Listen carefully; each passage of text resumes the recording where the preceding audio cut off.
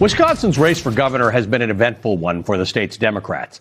At its peak, there were 7 candidates vying to be the Democratic Party's nominee in November. In total, 4 candidates have dropped out since June. One of them, David Crowley, has re-entered the race. Regardless, early voting in Wisconsin's primary began on Tuesday, and the names of all 7 candidates are still on the ballot for primary day, which is August the 11th. The latest candidate to withdraw today from the race is Mandela Barnes. Mandela Barnes previously served as the lieutenant governor under Wisconsin Governor Tony Evers.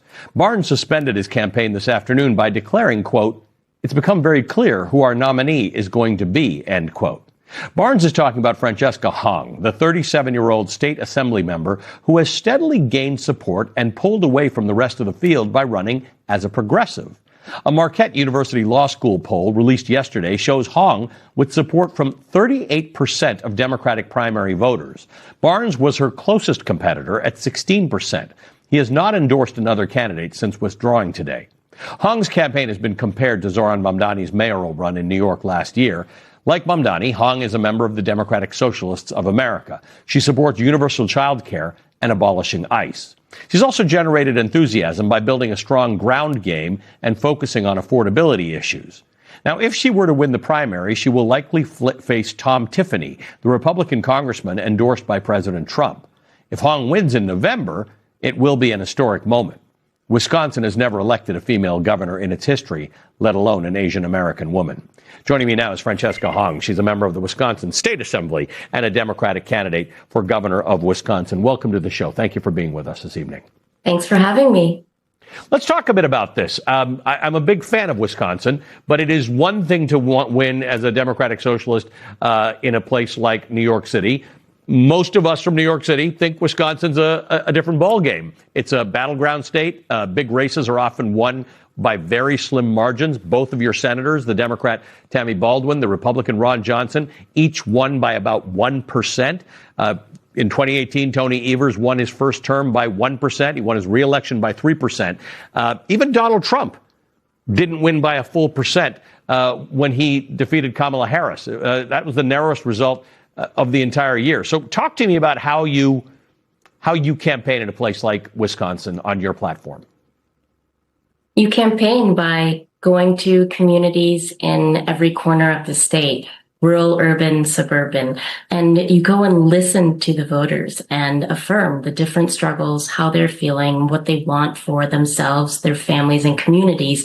And most folks want to be able to care for themselves. They want to be able to afford to live in Wisconsin. And I think many people are starting to feel that the economic system now is deeply rigged against them, and they deserve an affordable Wisconsin that actually puts government as a force of good, and it puts working class people first.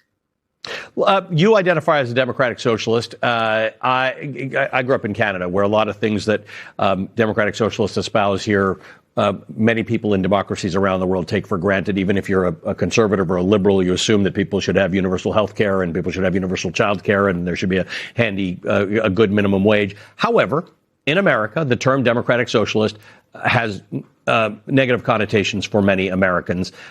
Talk to me about how you address that.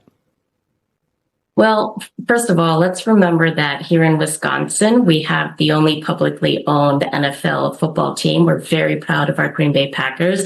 And this is a state where sewer socialism was born, Social Security, kindergarten, environmentalism. We have deep progressive roots, and it's about time that we dig into these roots and build something even better. And I think working class folks all across the state who have felt very much left behind are ready for a new politics to reclaim working class power and make sure we have a government that actually puts working class people first.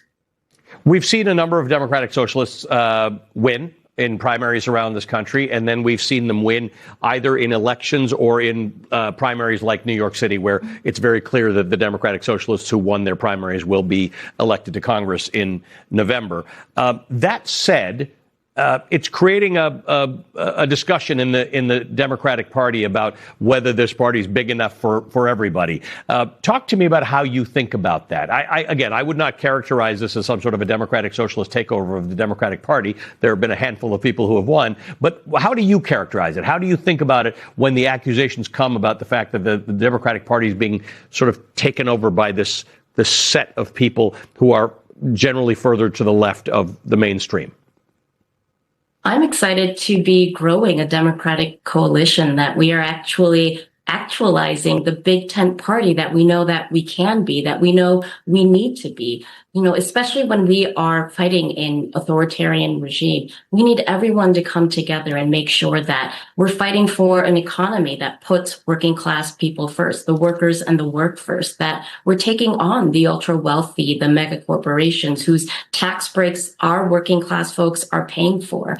I think that when it comes to the party, it should be less about the brand and what we're able to deliver for Americans and how we're able to actually run on the issues. I think this is an opportunity for our campaign to really show that we deserve to be the bipartisan coalition, the diverse coalition that I know we can be.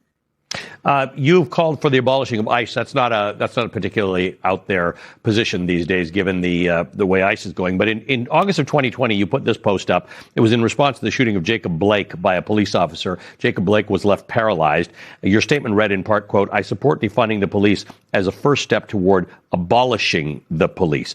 Tom Tiffany, the likely GOP nominee, is already treating you as a general election opponent, and he's focusing on that statement. "I support defunding the police as a first step toward abolishing the police." Is that what you believe? There's not going to be a governor, except for the Hong administration, that is going to be more serious about public safety. That to actually be serious about public safety, we better be tough on causes and not just tough on crime.